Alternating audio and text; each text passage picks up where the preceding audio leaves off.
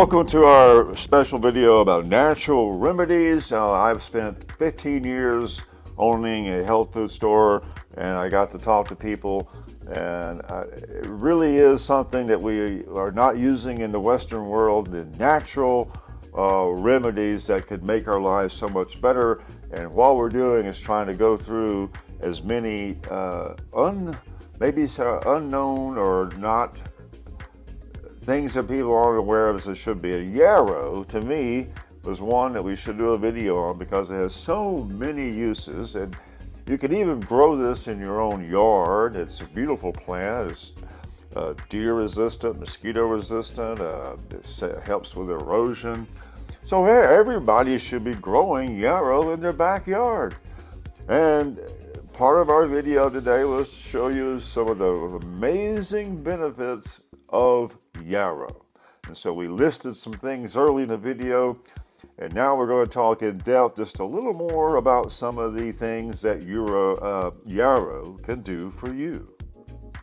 You know, when I was in the health food business, I had customers that would come in and ask for yarrow. A lot of times these were older women who had lived out in the country, and they wanted the root, and they use the root for various things. But yarrow is a very versatile plant. Again, like I say, it's so easy to grow this that everyone should have it in their backyard. So number one, it's easy to get.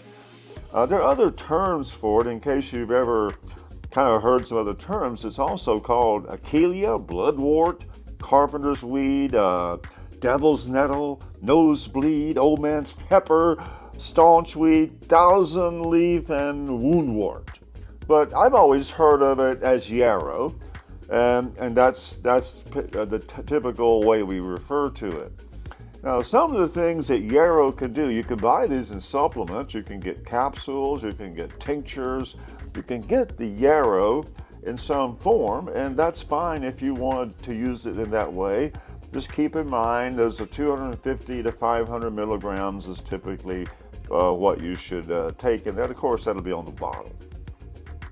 But I'm interested in trying to get us to try to use it from a fresh form. Now you can dry your nettle and make spices. It's great for salads, soups, savory dishes.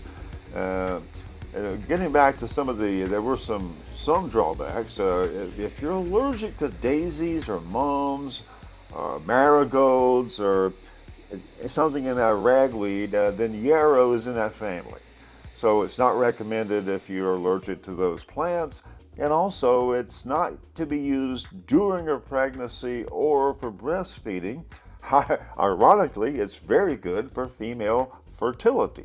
And so yarrow is something that we should all be using more of, and I purpose this video was to simply bring it to your attention, and maybe you can become more healthy because of yarrow.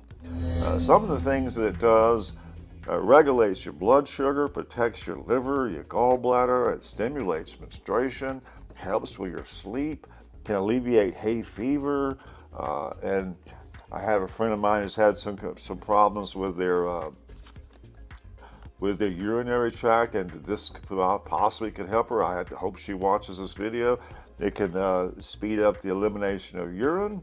There's this one side effect. It does cause drowsiness. I suppose that would be at the highest levels.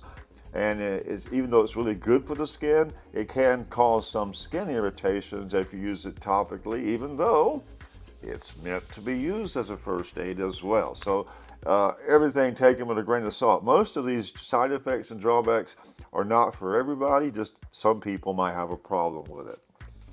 And so I really wanted to get into a little more detail so you can get your hands around what yarrow is, how you can find it, and how you can start using it in your life. As I said earlier, if you are turned on to yarrow and like the idea, you can go buy supplements at your health food store. There are plenty of ways to get it that way, but this video is kind of wanting to get us to use it in the fresh form and learn how to extract all that goodness, and you can grow it in your own backyard. And that's the amazing thing. Now, if you're going to plant some some yarrow. It grows in the spring, and so just treat it like you would your when it's time for your spring garden. Just put a little spot and get some yarrow growing. It's a beautiful plant, and if nothing else, it's a nice landscape plant. But like, if everybody may have specific reasons to want it, like it's great for your hair, absolutely wonderful for your hair and your skin. So yarrow, it's good for your internal organs. As I said, it regulates your blood sugar, protects your internal organs, helps with your sleep. And so yarrow is something that we should all have in our kitchens. And so now we're going to talk a little bit about how you would actually prepare some yarrow. So if you're not really familiar with yarrow, I would think the first thing you want to do is start using it for some tea, because that seems to be, it gets some of its best medicinal properties, and it's also tastes delicious. It's got a slightly bitter taste, which is great for your liver, helps you produce the bile. You know, in our Western world, the bitter element in diet is very difficult to come by. So it's very versatile. But to actually prepare it, you can, let's assume you've got some growing in your yard. You can forage for this, but you can grow it easily. So let's assume you're going to grow it, and you've got it out in your yard, and you just want to pick it. You can just pick the leaves, and the flowers and the stems are interchangeable. And to make this tea, the best thing to do is to pick it, harvest your yarrow early in the morning, just after the dew has sort of gone, but not before it gets hot. If you're going to use this and harvest it, because you don't want the oils to dissipate in the middle of the day, it won't be as good for you. So get out in the morning and just get your little clippers and snip you out a certain amount. You basically need 1 to 2 teaspoons would make some tea, and you steep that 5 to 10 minutes in some boiling water, and you've got your nettle tea. Not nettle tea, but yarrow tea. You can eat it raw, you can cook it, you can chew on it to aid a mouth irritation. But the tea is really versatile. So making some yarrow tea could be something you could do pretty much whenever you want. And the tea has some wonderful qualities, and that's a good way to get it into you. And I think yarrow would be like a tonic. You could just take a certain amount on a regular basis, although they do say to maybe to limit it after you've had it, taken it for daily for a year. You might want to just take a little vacation for a little while, because it does sort of have properties that you don't want to take it too extensively. But some tea would be certainly something everyone could benefit from. Now, some people have asked me, it says, does it have other effects? Like, I've had people ask me, can you get high on yarrow? Well, you can, sort of.